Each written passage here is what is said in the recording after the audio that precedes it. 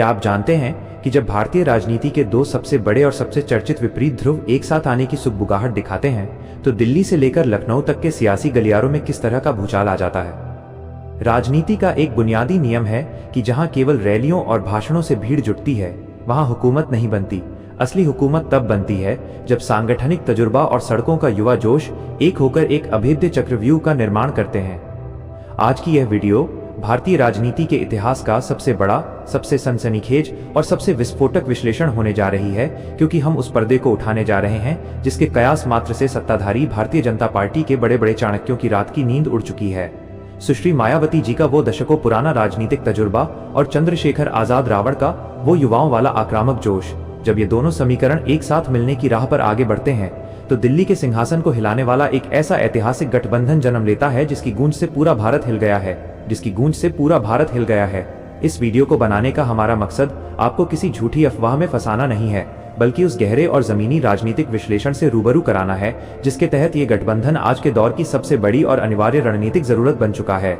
अगर आप भी बहुजन समाज के स्वाभिमान मान्यवर कांशीराम साहब के मिशन और डॉक्टर बाबा साहेब आम्बेडकर के सपनों को देश के शीर्ष पर देखना चाहते हैं तो इस वीडियो का एक एक सेकंड आपकी आंखें खोल देगा और आपको उस भावी हुकूमत के रोड मैप से परिचित कराएगा जिसे आज तक आपसे छिपाया गया है। इस महाविश्लेषण में अंत तक हमारे साथ बने रहिए, क्योंकि जो सच आज आपके सामने आने वाला है वो देश की भावी राजनीति की पूरी दिशा और दशा तय कर देगा। आगे बढ़ने से पहले अगर आप इस चैनल पर नए हैं और बहुजन मूवमेंट, सामाजिक अधिकारों और देश की राजनीति का ऐसा ही बेबाक, कड़ा और निष्पक्ष विश्लेषण लगातार देखना चाहते हैं तो अभी इस वीडियो को लाइक कर दीजिए, अपने दोस्तों, शुभचिंतकों और सभी व्हाट्सएप ग्रुप्स में जमकर शेयर कीजिए। कमेंट बॉक्स में जय भीम लिखकर अपनी राय जरूर दर्ज कराइए और चैनल को सब्सक्राइब करके उस बेल आइकन को दबाना बिल्कुल मत भूलिए, ताकि बहुजन समाज के अधिकारों से जुड़ी हर बड़ी और सच्ची खबर आप तक सबसे पहले पहुंचती रहे। अब बात करते हैं उस राजनीतिक बवंडर की जिसने देश के बड़े बड़े पूंजीपतियों और रणनीतिकारों को सोचने पर मजबूर कर दिया है। अक्सर गोदी मीडिया और मुख्यधारा के विश्लेषक यह नैरेटिव चलाने में व्यस्त रहते हैं कि बहुजन समाज की ताकत अब बिखर चुकी है और उनके बीच के आपसी मतभेद कभी उन्हें एक मंच पर नहीं आने देंगे, लेकिन वे यह समझने में पूरी तरह नाकाम रहे कि जब जब समाज के अधिकारों और संविधान पर अदृश्य हमले तेज होते हैं तब तब नेतृत्व को अपनी रणनीति में एक बड़ा और ऐतिहासिक फेरबदल करना ही पड़ता है। मायावती जी और चंद्रशेखर आजाद का यह संभावित सामाजिक और राजनीतिक मिलन कोई अचानक लिया गया फैसला नहीं है, बल्कि यह समय की वो पुकार है जो सत्ताधारी दल के उस अहंकार को तोड़ने के लिए बेहद जरूरी हो चुकी है, जो यह मानकर चल रहा था कि वे साम दाम दंड भेद से हर राज्य में एक छत्र राज कायम कर लेंगे। जैसे ही इस रणनीतिक तालमेल की खबरें सत्ता के गलियारों तक पहुंची, सरकार के भीतर एक अजीब सी छटपटाहट और घबराहट साफ देखी जाने लगी, क्योंकि उन्हें समझ आ चुका है कि अगर ये गठबंधन जमीन पर पूरी तरह उतर गया तो उनके द्वारा बनाई गई सोशल इंजीनियरिंग की पूरी बिसात ताश के पत्तों की तरह ढह जाएगी। इस हड़कंप की असली वजह यह है कि जो विपक्षी गठबंधन खुद को शोषितों का मसीहा बता रहा था और जो सत्ताधारी दल मुफ्त राशन के नाम पर वोट बैंक का गणित लगा रहा था, उन दोनों के पैरों के नीचे से जमीन खिसक चुकी है। बहुजन समाज पार्टी का ये गौरवशाली इतिहास रहा है कि उसने कभी भी हवाई वादों या सोशल मीडिया के खोखले ट्रेंड्स के भरोसे हुकूमत नहीं बनाई। उसकी असली ताकत उसका वो समर्पित और अनुशासित कैडर है जो विपरीत से विपरीत परिस्थितियों में भी अपने मिशन के साथ चट्टान की तरह खड़ा रहता है। दूसरी तरफ पिछले कुछ वर्षों में जमीन पर संघर्ष करके युवाओं के भीतर स्वाभिमान की एक नई अलख जगाने वाले चंद्रशेखर आजाद ने यह साबित किया है कि आज का बहुजन युवा अपने अधिकारों के लिए सड़कों पर उतरने से नहीं डरता। जब इन दोनों ताकतों का मिलन होता है तो वो केवल दो नेताओं का हाथ मिलाना नहीं होता, बल्कि वो एक विशाल वोट बैंक और सांगठनिक ऊर्जा का ऐसा महाविस्फोट होता है जिसके सामने बड़े से बड़ा विरोधी भी टिक नहीं पाता। यही कारण है कि आज देश का बुद्धिजीवी वर्ग और जागरूक समाज इस बात को गहराई से समझ रहा है कि दिल्ली के सिंहासन पर कब्जा करने का जो ख्वाब मान्यवर कांशीराम साहब ने देखा था उसे पूरा करने का समय अब आ चुका है। सरकार के बड़े बड़े प्रवक्ताओं और मंत्रियों के चेहरों पर आई हवाइयां और आनन फानन में बुलाई जाने वाली गोपनीय बैठकें इस बात का पुख्ता प्रमाण है कि इस खतरनाक निशाने ने सीधे उस जगह चोट की है जहां से देश की हुकूमत तय होती है। लोग अक्सर सोचते हैं कि गठबंधन सिर्फ सीटों के लेन देन का नाम है, लेकिन हकीकत में असली गठबंधन वो होता है जो समाज के दिलों में वैचारिक रूप से बहुत पहले ही आकार ले चुका होता है। मायावती जी ने हमेशा देश की राजनीति को अपनी शर्तों पर चलाया है और जब वे इस नए जमाने के युवा जोश के साथ तालमेल बिठाने की रणनीति पर काम करती हैं तो वो विरोधियों के लिए एक ऐसा चक्रव्यूह बन जाता है जिससे निकल पाना नामुमकिन है।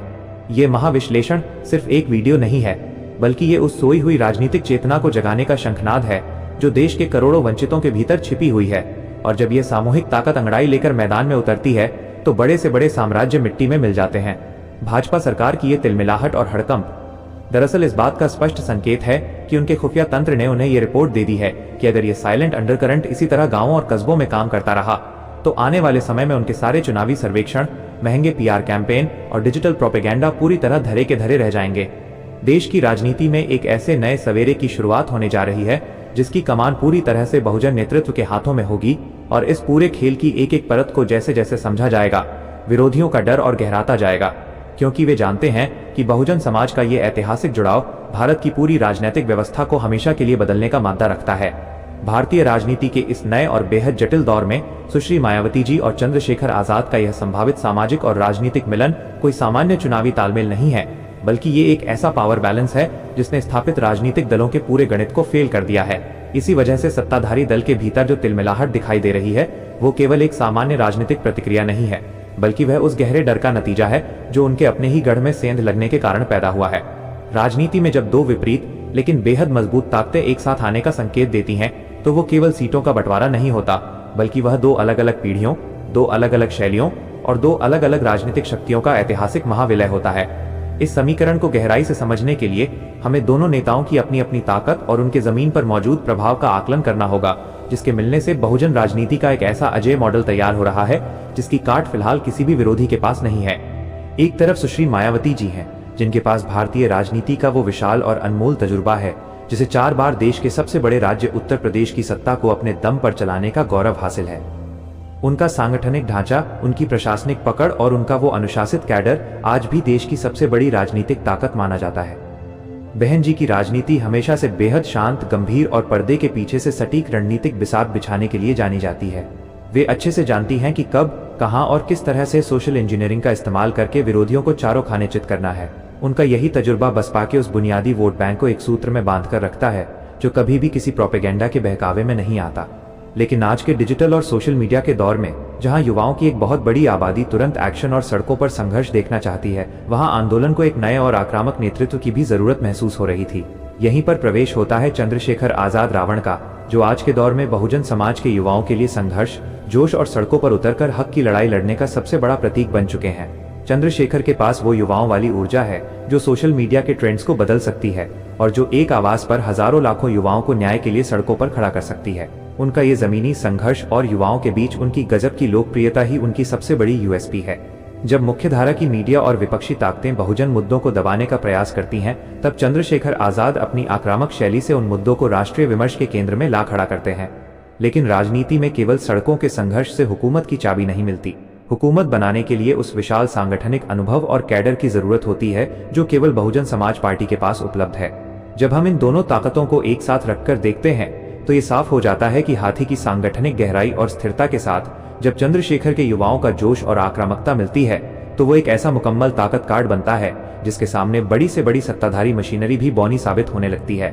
ये मेल बहुजन आंदोलन के उस पुराने और वफादार कैडर को, जो दशकों से मिशन के लिए समर्पित है, आज की उस नई युवा पीढ़ी से जोड़ता है जो बदलाव के लिए छटपटा रही है। इस गठबंधन के समीकरण ने भाजपा के उस सोशल इंजीनियरिंग के पूरे महल को ताश के पत्तों की तरह बिखेर कर रख दिया है जिसे वे अजेय मान रहे थे। सत्ताधारी दल के रणनीतिकार यह मानकर चल रहे थे कि वे बहुजन समाज के भीतर आंतरिक मतभेद पैदा करके और नए पुराने के नाम पर समाज को टुकड़ों में बांटकर अपना राजनीतिक उल्लू सीधा कर लेंगे। लेकिन जब इन दोनों शीर्ष नेताओं के एक साथ आने की राह साफ होने लगी तो उनके सारे महंगे पीआर कैंपेन और डिजिटल सर्वे धरे के धरे रह गए।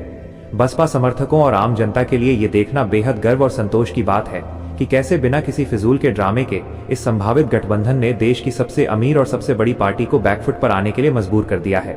यह इस बात का सबसे बड़ा सबूत है कि बहुजन राजनीति जब अपने आंतरिक मतभेदों को भुलाकर एक सामूहिक लक्ष्य की ओर बढ़ती है तो बड़े से बड़े चाणक्य का दिमाग भी काम करना बंद कर देता है।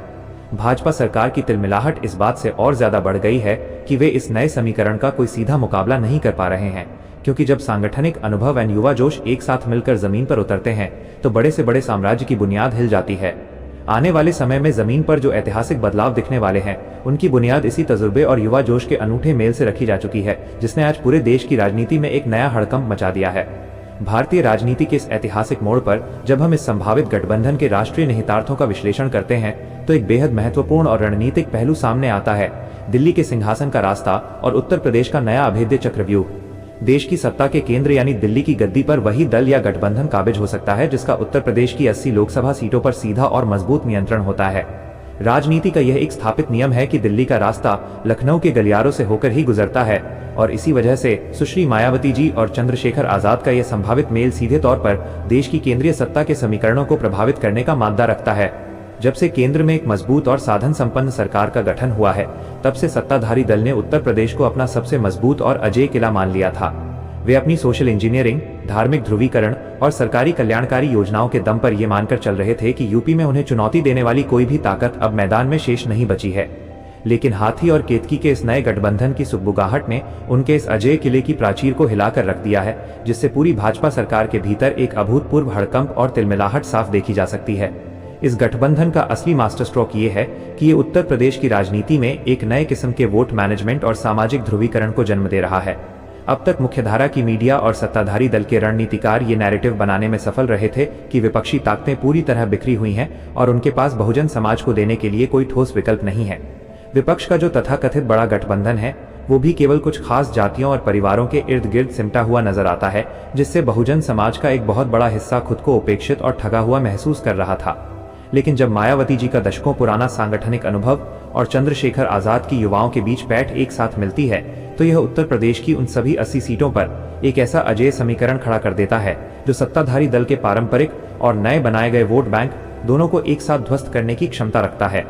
ये गठबंधन सीधे तौर पर उस 80% आबादी के स्वाभिमान की बात करता है जो देश के निर्माण में अपना खून पसीने बहाती है, लेकिन सत्ता के विकेंद्रीकरण में हमेशा हाशिए पर धकेल दी जाती है। जैसे ही इस संभावित तालमेल का गणित जमीन पर काम करना शुरू करता है, वैसे ही भाजपा के उन तमाम चाणक्यों के पसीने छूटने लगते हैं जो अब तक बंद कमरों में बैठकर अपनी जीत के बड़े बड़े दावे कर रहे थे। उन्हें इस बात का गहरा एहसास है कि अगर बहुजन समाज का ये युवा और पुराना कैडर एकमुश्त होकर पोलिंग बूथ पर उतर आया, तो पश्चिम से लेकर पूर्व तक और अवध से लेकर बुंदेलखंड तक उनके सारे सर्वे और एग्जिट पोल उल्टे पड़ जाएंगे। यही कारण है कि आज दिल्ली के बड़े बड़े नीति नियंता इस साइलेंट वार की काट ढूंढने के लिए दिन रात एक किए हुए हैं, लेकिन उन्हें कोई ठोस रास्ता नजर नहीं आ रहा है। बहुजन समाज के समर्थकों के लिए ये भाग इस बात का सबसे बड़ा सबूत है कि उनका आंदोलन आज भी देश की राजनीति का केंद्र बिंदु है और उनके नेतृत्व के एक फैसले में इतनी ताकत है कि वो पूरे देश की हुकूमत का रुख बदल सके। यह गठबंधन केवल उत्तर प्रदेश की सीमाओं तक सीमित नहीं रहने वाला है, बल्कि इसकी लहर मध्य प्रदेश, राजस्थान, बिहार और पंजाब जैसे राज्यों में भी फैलेगी, जहां बहुजन समाज की एक बहुत बड़ी और निर्णायक आबादी रहती है। आने वाले समय में जब इस गठबंधन के तहत सीटों और उम्मीदवारों का रणनीतिक चयन होगा, तो वो विरोधियों के लिए एक ऐसा आत्मघाती चक्रव्यूह साबित होगा जिससे निकल पाना उनके महंगे पीआर प्रबंधकों के लिए भी नामुमकिन हो जाएगा। सुश्री मायावती जी की सधी हुई चालें और चंद्रशेखर आजाद का बेबाक अंदाज मिलकर एक ऐसी वैचारिक मिसाइल तैयार कर रहे हैं जो सीधे तौर पर उस फांसीवादी सोच पर चोट करेगी जो इस देश के संविधान और शोषितों के अधिकारों को कमजोर करना चाहती है। दिल्ली के सिंहासन पर बहुजनों के इस न्यायपूर्ण और ऐतिहासिक कब्जे की शुरुआत इसी जमीनी चक्रव्यूह से होने जा रही है, जिसने आज पूरे भारत की राजनीतिक व्यवस्था को अंदर तक झकझोर कर रख दिया है और विरोधियों के खेमे में एक ऐसा सन्नाटा खींच दिया है जो किसी बड़े राजनीतिक तूफान के आने का स्पष्ट संकेत है। इस महासंग्राम और दिल्ली की गद्दी पर कब्जे के रणनीतिक चक्रव्यूह के बीच जब हम जमीनी हकीकत का और गहराई से विश्लेषण करते हैं, तो एक ऐसा कड़वा और चुनौतीपूर्ण पहलू सामने आता है जिससे पार पाए बिना बहुजन हुकूमत का सपना अधूरा रह जाएगा। यह पहलू है पर्दे के पीछे की रुकावटें और मनुवादी मीडिया का भ्रामक प्रोपेगेंडा। राजनीति में जब भी दो बड़ी और प्रभावशाली ताकतें एक साथ आने का प्रयास करती हैं, तो सबसे ज्यादा तकलीफ और खलबली उन ताकतों के खेमे में मचती है जो दशकों से शोषितों और वंचितों को आपस में लड़ाकर सत्ता का आनंद भोग रहे हैं। सुश्री मायावती जी और चंद्रशेखर आजाद रावण के इस संभावित गठबंधन की आहट मात्र से ही देश के बड़े बड़े पूंजीपतियों, दक्षिणपंथी रणनीतिकारों और उनके अनुकूल काम करने वाले मुख्यधारा के मीडिया चैनलों ने पर्दे के पीछे से एक बेहद खतरनाक और अदृश्य खेल खेलना शुरू कर दिया है। वे अच्छे से जानते हैं कि अगर हाथी और केतकी का ये वैचारिक और सांगठनिक मिलन जमीन पर मुकम्मल रूप ले लेता है, तो उनकी वर्षों की मेहनत और ध्रुवीकरण की राजनीति एक झटके में वेंटिलेटर पर पहुंच जाएगी। इसलिए इस गठबंधन को रोकने के लिए साम, दाम, दंड भेद के हर उस हथकंडे का इस्तेमाल किया जा रहा है जिसकी कल्पना भी एक आम नागरिक नहीं कर सकता। गोदी मीडिया और उनके वेतनभोगी एंकरों का सबसे बड़ा हथियार हमेशा से ये रहा है कि वे बहुजन नेतृत्व के बीच अविश्वास और दूरियां पैदा करने के लिए दिन रात फर्जी खबरें और मनगढ़ंत विश्लेषण परोसते हैं। पिछले कुछ समय से आप ध्यान से देखें तो टीवी चैनलों पर लगातार ऐसे डिबेट और नैरेटिव दिखाए जा रहे हैं जहां यह साबित करने की कोशिश की जाती है कि चंद्रशेखर आजाद का उभार दरअसल बसपा को कमजोर करने के लिए हुआ है, या फिर यह दिखाया जाता है कि मायावती जी नए और युवा नेतृत्व को कभी स्वीकार नहीं करेंगी। इस प्रोपेगेंडा का एकमात्र मकसद बहुजन समाज के आम कार्यकर्ताओं और समर्थकों के भीतर एक गहरा मानसिक भ्रम पैदा करना है ताकि समाज पुराना बनाम नया और कैडर बनाम युवा जोश के नाम पर आपस में ही उलझा रहे। पर्दे के पीछे बैठे सत्ताधारी दल के रणनीतिकार जानते हैं कि जब तक बहुजन समाज का वोट बैंक आंतरिक मतभेदों के कारण बिखरा रहेगा, तब तक दिल्ली के सिंहासन पर उनका कब्जा सुरक्षित रहेगा। यही कारण है कि वे दोनों नेताओं के पुराने बयानों को तोड़ मरोड़ कर पेश करते हैं और समाज के भीतर एक कृत्रिम प्रतिद्वंद्विता दिखाने का 24 घंटे प्रयास करते हैं। लेकिन इस पूरे प्रोपेगेंडा और बिछाई गई रुकावटों के बीच सुश्री मायावती जी का वो परिपक्व राजनीतिक चातुर्य और चंद्रशेखर आजाद की समय के साथ आई रणनीतिक समझदारी विरोधियों के इस पूरे चक्रव्यूह को हवा में उड़ाने के लिए तैयार बैठी है। बहुजन समाज के समर्थकों के लिए ये भाग आंखें खोलने वाला और सचेत करने वाला है, क्योंकि इतिहास गवाह है कि मान्यवर कांशीराम साहब ने भी हमेशा ये सिखाया था कि दुश्मन की सबसे बड़ी चाल यही होती है कि वो आपके भीतर फूट डाल दे। आज जब सत्ताधारी दल केंद्रीय जांच एजेंसियों का डर दिखाकर या बड़े बड़े मीडिया हाउसेस के जरिए इस गठबंधन के रास्ते में अदृश्य दीवारें खड़ी करने की कोशिश कर रहा है, तब बहुजन नेतृत्व अत्यंत गोपनीयता और सधी हुई चालों से उन सभी रुकावटों को दरकिनार कर रहा है। बहन जी अच्छे से समझती हैं कि आज के दौर में फांसीवादी ताकतों का मुकाबला करने के लिए जमीन पर युवाओं के उस आक्रामक तेवर की कितनी जरूरत है जिसे चंद्रशेखर आजाद लीड कर रहे हैं। और चंद्रशेखर भी इस बात को बखूबी जानते हैं कि बिना बसपा के विशाल सांगठनिक ढांचे और अनुशासित वोट बैंक के केवल रैलियों की भीड़ से दिल्ली के सिंहासन को फतह नहीं किया जा सकता। जब विरोधी खेमे ने देखा कि उनके तमाम तरह के दुष्प्रचार, फर्जी सर्वे और सोशल मीडिया की ट्रोल आर्मी मिलकर भी बहुजन समाज के इन दोनों स्तंभों के बीच वैचारिक दूरी नहीं बढ़ा पा रही है, तो उनके भीतर की तिलमिलाहट और घबराहट अब साफ तौर पर उनके बयानों में छलकने लगी है। सरकार के भीतर मचा ये हड़कंप इसी बात का सबूत है कि वे इस साइलेंट और रणनीतिक जुड़ाव की कोई काट नहीं ढूंढ पा रहे हैं। बसपा के वफादार कैडर और आजाद समाज पार्टी के ऊर्जावान युवाओं ने अब यह समझ लिया है कि मुख्यधारा का मीडिया कभी भी उनके हक में बात नहीं करेगा, बल्कि उनका काम सिर्फ और सिर्फ बहुजन आंदोलन को टुकड़ों में बांटना है। इस वैचारिक परिपक्वता ने जमीन पर एक ऐसी अभेद्य ढाल का निर्माण कर दिया है जिसने मनुवादी मीडिया के हर एक प्रोपेगेंडा और साजिश के परखच्चे उड़ा दिए हैं। आने वाले समय में जैसे जैसे चुनाव नजदीक आएंगे, ये रुकावटें और तेज होंगी, लेकिन नेतृत्व का फौलादी इरादा और समाज की एकजुटता ये साफ कर रही है कि इस बार दिल्ली के सिंहासन पर कब्जा करने के रोड मैप को दुनिया की कोई भी ताकत रोक नहीं पाएगी। भारतीय राजनीति के इस ऐतिहासिक और अभूतपूर्व महासंग्राम का विश्लेषण करते हुए अब हम उस आखिरी और सबसे निर्णायक पड़ाव पर पहुंच चुके हैं, जहां से आने वाले समय की एक नई और मुकम्मल राजनीतिक इबारत लिखी जाने वाली है। राजनीति की बिसात पर जब मोहरे इस तरह से सेट हो चुके हों कि विरोधी का हर एक दांव उल्टा पड़ने लगे, तो समझ लेना चाहिए कि खेल अब अपने अंतिम और सबसे दिलचस्प मोड़ पर आ गया है। सुश्री मायावती जी और चंद्रशेखर आजाद रावण ने अपने इस संभावित और अचूक तालमेल से न केवल भारतीय जनता पार्टी के रणनीतिकारों को दिन में तारे दिखा दिए हैं, बल्कि देश की पूरी सत्ता व्यवस्था को यह सोचने पर मजबूर कर दिया है कि बहुजन समाज को हाशिए पर धकेलने का ख्वाब देखने वाले खुद कैसे एक अभेद्य राजनीतिक चक्रव्यूह में फंस सकते हैं। उत्तर प्रदेश की धरती से उठा ये रणनीतिक तूफान अब लखनऊ की सीमाओं को लांघकर सीधे देश की राजधानी दिल्ली के सिंहासन की ओर बढ़ रहा है, जिससे केंद्र सरकार के भीतर मची खलबली और हड़कंप की गूंज को साफ तौर पर महसूस किया जा सकता है। बहुजन समाज के समर्थकों के लिए ये हिस्सा एक नए युग के शंखनाद जैसा है, क्योंकि इतिहास गवाह है कि जब जब इस आंदोलन की ताकतों ने अपने आंतरिक मतभेदों को भुलाकर वैचारिक रूप से एक होने का फैसला किया है, तब तब उन्होंने एक ऐसा राजनीतिक विस्फोट किया है जिसने पूरे देश के समीकरणों को उलट पुलट कर रख दिया। भाजपा सरकार की तिलमिलाहट का सबसे बड़ा कारण यही है कि वे जानते हैं कि दिल्ली का रास्ता लखनऊ से होकर ही गुजरता है, और अगर उत्तर प्रदेश में हाथी और केतकी का ये साइलेंट अंडरकरंट इसी तरह अंदर ही अंदर काम करता रहा, तो आने वाले राष्ट्रीय और प्रांतीय चुनावों में उनके सारे सत्ताधारी गणित धरे के धरे रह जाएंगे।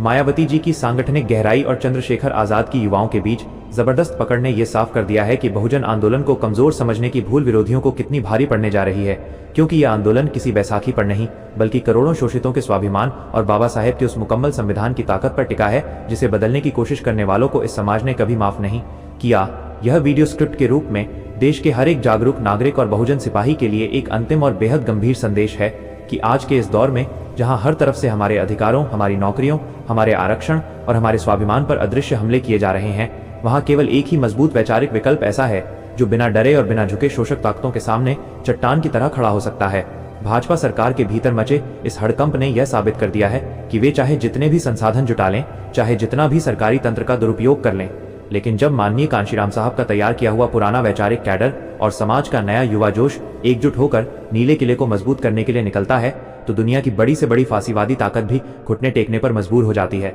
इस ऐतिहासिक निशाने का असली और मुकम्मल नतीजा आने वाले समय में देश की हुकूमत के रूप में सबके सामने होगा, जहां शोषितों और वंचितों की आवाज को दबाने वाले खुद अपनी राजनीतिक जमीन तलाशते नजर आएंगे। उम्मीद है कि इस बेहद गहरे, विस्तृत और ऐतिहासिक राजनीतिक विश्लेषण के जरिए आप पर्दे के पीछे चल रहे इस पूरे खेल को और बहुजन समाज के इन दोनों बड़े स्तंभों के एक साथ आने की गहराई को बहुत बारीकी से समझ गए होंगे। बहुजन समाज की ये राजनीतिक चेतना और अपने नेतृत्व के प्रति ये अटूट विश्वास ही इस आंदोलन की असली पूंजी है, जिसे कोई भी गोदी मीडिया या सत्ताधारी दल कभी खरीद नहीं सकता।